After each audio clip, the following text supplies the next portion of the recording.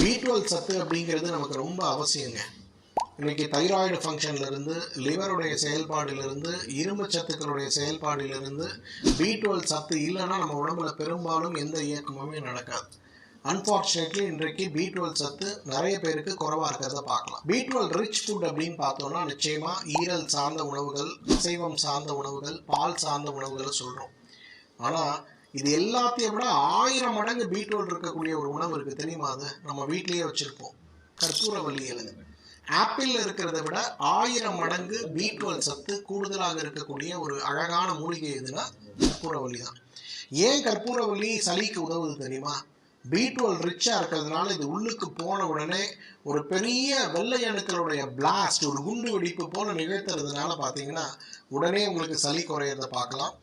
கற்பூரவள்ளி இலையை தினமும் ஒன்று சாப்பிட்டாலே உடலுக்கு தேவையான B12 சத்துல 100